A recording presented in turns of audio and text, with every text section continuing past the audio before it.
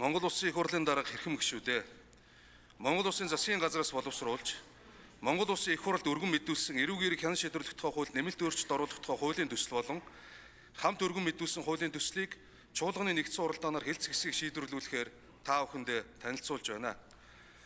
Монгол Улсын засгийн газрын 2020-с 2024 оны үйл ажиллагааны хөтөлбөрт тусгасан зорилт, Монгол Улсын их хурлын 2024 оны 18 дугаар тогтоол, Улсын их хурлын 2024 оны 5 дугаар тогтоолыг хэрэгжүүлэх зорилгоор иргэний болон улс төрийн эрхийн тухай олон улсын пакт болон Монгол улсад хүний эрх эрхчлөөний байдлын талаар хүний эрхийн үндэсний комиссийн 22 дахь илтгэл тусгасан дүгнэлт зөвлөмжөд нийцүүлж, эрүүг эерэг хяналт шийдвэрлэх тухай хуульд нэмэлт өөрчлөлт оруулах тухай хуулийн төслийн үзэл баримтлалыг тодорхойлж, түүнд нийцүүлж хуулийн төсөл боловсрууллаа.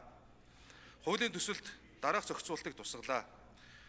Хүний гэмт хэрэгс сэжиглэх үндэслэл байгаа бол түүнийг гэрчээр дуудах, эсвэл түүнээс гэрчийн мэдүүлэг авахгүй байх, гэрчийн мэдүүлэг авахгүй түүний гэмт хэрэгс сэжиглэх үндэслэл илэрсэн бол гэрчийн мэдүүлэг авахыг нэн даруй зогсоох.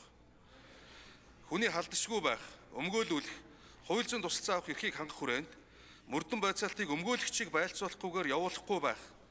Хэрвээ өмгөөлөгчийг байлцуулахгүйгээр мөрдөн байцаалт явуулж нотлох баримт цуглуулсан, хэрэг хүлээлгэсэн тохиолдолд тухайн мэдүүлэг нотлох баримтыг үнэлэхгүй байх. Шүүх хуралдааныг хүндэтгэн үүсэх шалтгаангүйгээр удаа дараа хойшлуулдаггүй байх зэрэг эрх зүйн орчныг тодорхой болгох.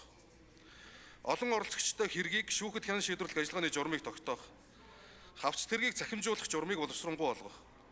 Төрийн нууцд хамаарах мэдээ агуулсан шүүх прокурорын шийдвэрийг оролцогчдод танилцуулах, гардуулан өгөх журмыг наривчлан тогтоох.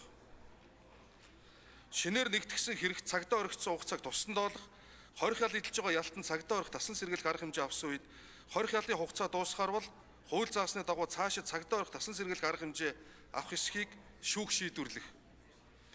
Хууль заасны дагуу бэхжүүлсэн дууны, дүрсний, дуу дүрсний бичлэгийн хамгаалалт аюулгүй байдлыг хангах, хадгалах хугацааг наривчлан тодорхойлох. Эрүүг эерэг хяналт шийдвэрлэх тухай хууль, өмгөөлийн хууль заасан хэрэг хяналт шийдвэрлэх ажиллагаанд оролцох өмгөөлөгчийн эрх үүргийг уялдуулах. Сэжигтэн яллагдагч, шүүгдэгч, тэдгээрийн хууль ёсны төлөөлөгч, өмгөөлөгч, сэжигтнийг баривчлах, тасан сэргийлэх арга хэмжээ авах болсон үндэслэлд хамаарах нотлох баримттай танилцах, тасан сэргийлэх арга хэмжээ авах шүүхийн хилцүүлгийг талуудын мэтгэлцээний үндсэн дээр явуулах. Яллах, өмгөөлөх талын эрхтгч мэтгэлцэх зарчмыг хэрэгжүүлэх, хэргийн оролцогчийн эрхийг хангаснаар хэрэг хяналт шийдвэрлэх ажиллагааны дараагийн шатанд хэрэгжүүлдэг байх. Мөрдөгч, прокурор, эрүүг эерэг хяналт шийдвэрлэх тухай хуулийн 1-7 дугаар зүйлийн 2 дахь хэсэгт заасан яллагдагч, шүүгдэгчийг цагаатгах, хэргийг хөнгөрүүлэх нөхцөл байдлыг нотлох чиг үүргээ хэрэгжүүлээгүй бол яллагдагч, шүүгдэгч энэ талаар нотлох баримтыг шүүхэд гаргах.